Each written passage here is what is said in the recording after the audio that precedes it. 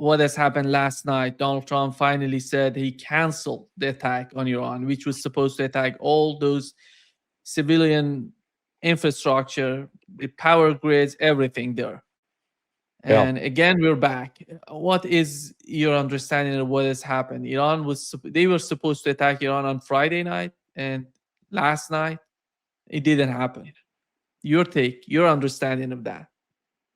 Yeah, I think there's a debate raging within the Trump administration, number one.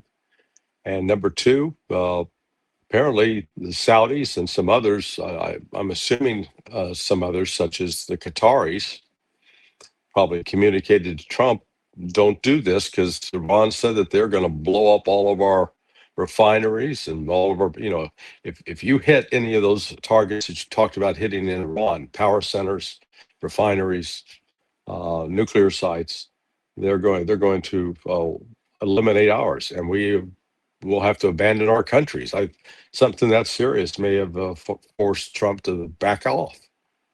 Yeah, I mean, all the signs were there. Embassies, the warnings of people get out, stay away, don't go to these areas, et cetera. But you know, Trump said he pulled the plug on it. So far, we'll see. It's still early today. I mean, Yeah. it's about 6:30 p.m. in Tehran in the evening. So we'll see. Sometimes the bombings start in the evening. In the past, they've also started in the morning. So who knows? It's 5:30 in It was at Tehran. 5:30. Yeah, Oh, okay. and they're gonna, if they wanted to attack, they have, last night and the night before. I think that was the best moment for them to start the war. And What? Yeah, I mean, remember they'd also said that one of the issues was they were afraid of the effect it would have on the markets. That it'd crash the stock market. If they did it on Sunday, it could crash the stock market and drive the oil market way up. let me just read what Donald Trump put out. He says the United States is locked and loaded and ready to go against the Islamic Republic of Iran at levels of military terror, strength, and power not seen since the World War II. Despite this, we have just been asked by Iran and other Middle Eastern countries to hold off any attack in that, pyramid. Yeah, in the perimeters, and of because he said this would include immediate, complete, and total opening of the Strait of Hormuz and an end to Iran's nuclear threat. I don't know what was the Iran's nuclear threat. It's just part of the narrative he has to create. Now, Iran in the past has said that it was, they had sent a message to the United States that if, there was not a reasonable solution found, that Iran would do a demonstration of a nuke. Mm. Again, I don't know if that was, that was information that came out of Pakistan. I don't know if it was disinformation by Pakistan or if it was legit. But the only thing we do, regardless of what they do on the nuclear front, when you go to the Strait of Hormuz, it's dead. There's I'm looking at it right now. There's I see 2 ships passing through to go out, and 1 ship coming in, and nothing with the AIS turned on the Omani side. So it's it's shut down. Nothing's coming in and out. Yeah, he said this time around, he said that it was Iran and Middle Eastern countries asking him not to attack. And the Iranian Fars News Agency, they said that from asking one of the Iranian officials, said that Iran didn't ask the United States not to attack. They said if you attack, we're going to respond the same way, or maybe escalated. But Middle Eastern countries, I think basically Saudi Arabia is in a very fragile position right now. Right. We Yeah. had a No. report of Go ahead. Saudi Arabia talking with Donald Trump yesterday. Hmm. Yeah. No. I'm sure MBS called him out and said, "Hey, don't do this. You're gonna work because we're gonna get clobbered if you do it." Yeah. It says the total opening of the Strait of Hormuz, which was again the Iranian side said they didn't talk, they didn't have any sort of agreement to open up the Strait of Hormuz. The case of the Strait is getting back, reiterating itself with the same conditions as before MOU, Larry.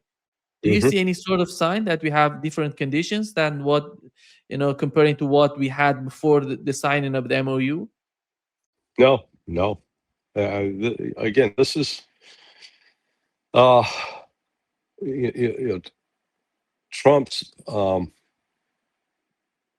Trump's team has got to be completely confused because on the one hand he keeps coming back to these military options. We're going to crush Iran, but then we're told that behind the scenes, generals um, Kane, the chairman of the Joint Chiefs of Staff, and Admiral Cooper, the head of CENTCOM, have told him that, hey, we actually have limited supplies of weapons, and if we launch this kind of attack, it may not actually have the effect that you think it's going to have, but we'll burn through weapon systems that we can't replace.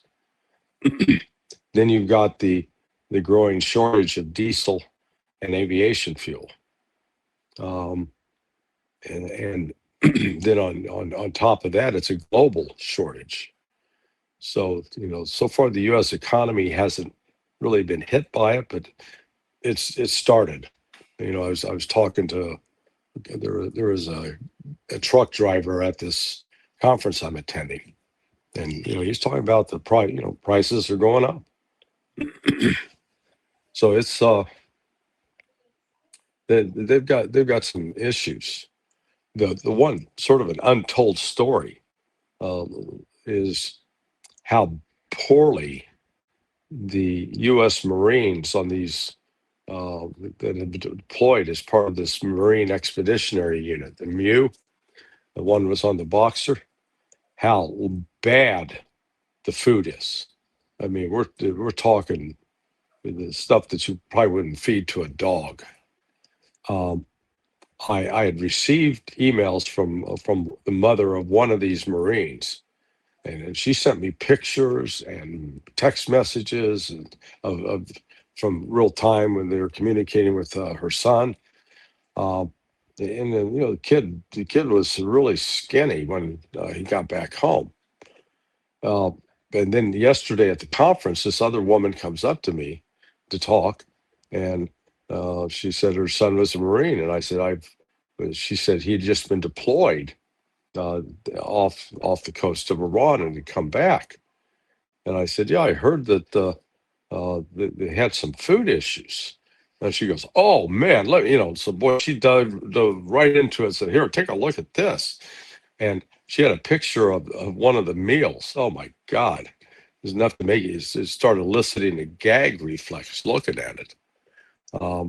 So while Trump is doing all this other grand orchestration of a policy, they're not taking care of the troops, and that's creating some real morale issues, and frankly, readiness issues on the part of those troops.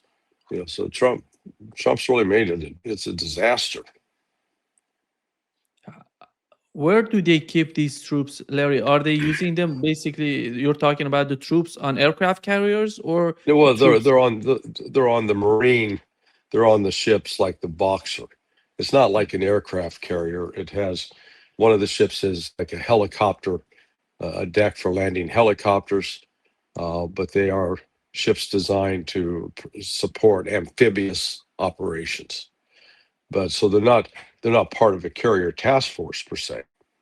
But I'm saying just if the Marines are getting fed like this, it's not good. And again, this woman yesterday confirms, hey, my son lost weight too.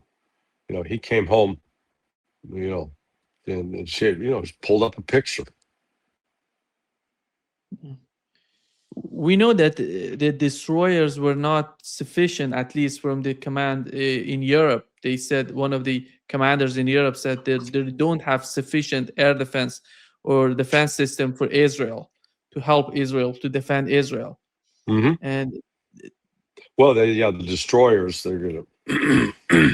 So that was the commander, European command, and apparently he's got some destroyers that are attached to him, and um, they were going to park them off the coast of Israel and be there to provide. Uh, sorry, I get my coffee here. Be there to provide an air defense cover best they could. Now, again, the missiles they have on those destroyers are limited. I mean, they got a limited number. So if there was any kind of intense heavy attack, they could be rapidly depleted as well. And then those ships have to sail back to another port and get and have in that port have the weapons placed into these these vertical launch systems. do you think that if they were supposed to attack Iran seriously, they needed to bring all these carriers closer to the Iranian ports, to the Iranian, to the southern part of Iran, to, I don't know, to the Persian Gulf, or they could have done this without bringing carriers closer to Iran? Well, bringing the carriers closer helps the plane, gives the planes, farther distance to fly. I'm not sure how keen the U.S. commanders are to have U.S. aircraft flying over Iran because of, I think, growing concern that Iran's air defense system is improved, not diminished, so that they actually might have the ability to shoot some of those aircraft down. So that's why I think they preferred to use standoff weapons like the Tomahawk, like the JASSM, or even JDAMs. Not much of a standoff, but it gives, it's a little bit anyway. He said, Donald Trump said, based on this request, which is coming from Iran and the Middle Eastern countries, I have agreed for the future benefit of the world and likewise the survival and a successful and prosperous Iran to cancel the attack, subject to being able to rapidly make a deal. What is that deal, Larry, that is so much? He's talking about after violating all those terms of the MOU. He's talking about deal. What is that in his mind? I don't know. Honestly, I mean, day to day it changes. It could be, he wants to get a nuclear deal, but Iran has made it very clear they're not going to talk anything about nukes, nuclear deal, until the other elements of the MOU are complied with, which means get Israel the hell out of southern Lebanon, allow Iran to exercise control over the Strait of Hormuz, lift oil sanctions, lift the blockade, and unfreeze assets. That's what Iran's demanding, and I don't see them backing off those demands at all. Does that mean that we're going to get to the same cycle of the escalation of the conflict, which means the United States getting back with the same policies in the Strait of Hormuz? No, the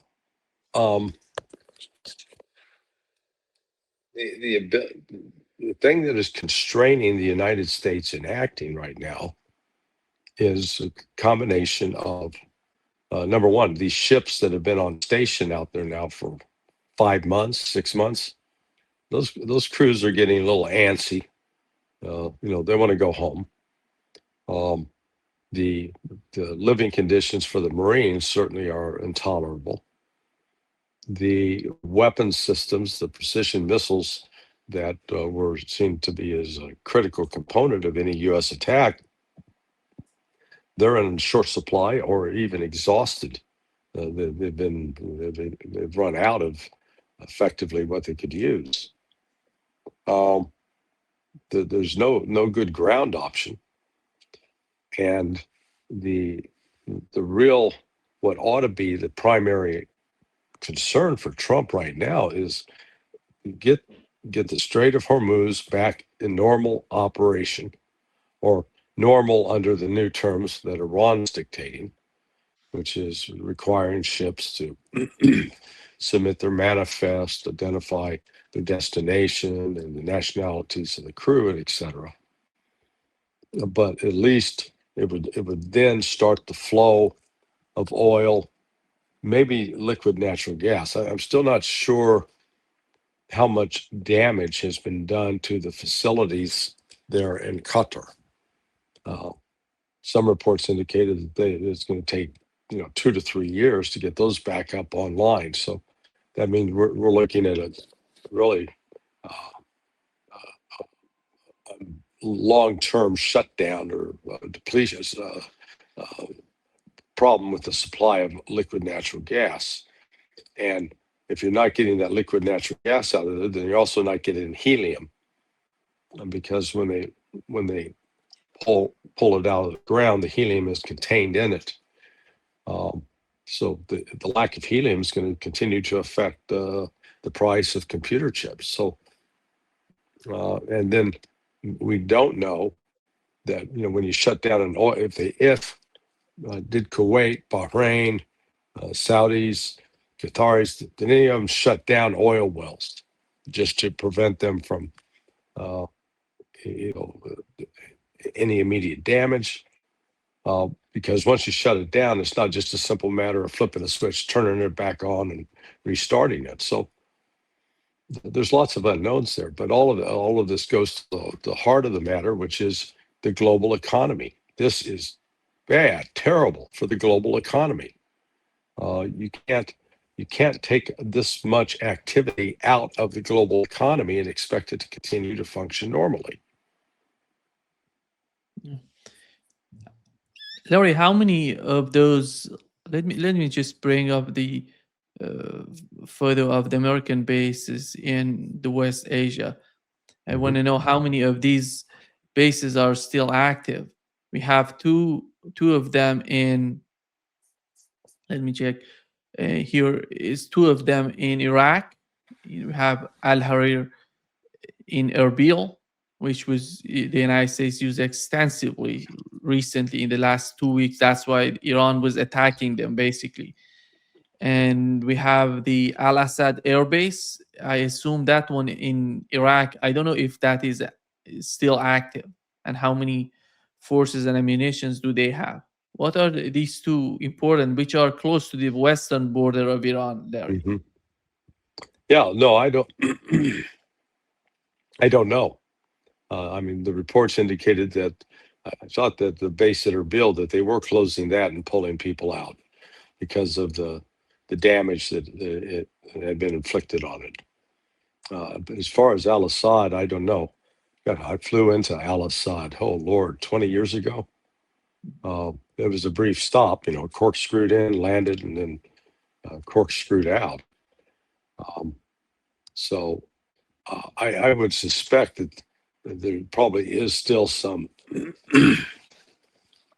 air refueling capability there, would be my guess. I don't think the base has been completely shut down. And, that goes back to something we talked about yesterday, my criticism of the Iranian general staff, that these different air bases, so you're being attacked largely from the air. That's where these attacks are coming from, and it's not sea-based; it's land-based. So destroy the aviation fuel. They got these fuel storage tanks. Blow them up. You take those out, then the United States can't fly. It's real simple. You do that, you're gonna weaken even further the ability of the United States to continue attacking. Yeah. It seems that they're basically in Kuwait, they're active because they have three: Camp Buring, Camp Arifjan, and Camp Patriot Naval Base, which is they are all located in Kuwait, which Yeah. they're using these camps to attack Iran. If I'm not mistaken, the latest attack from Kuwait on Iran, it was in the northern part of Kuwait. Yeah. From Buring, I believe. Yeah, but I again, I think the United States has limited presence at those bases now, simply because, again, how much damage has been inflicted. Those are, basically consider them like being in a wartime base.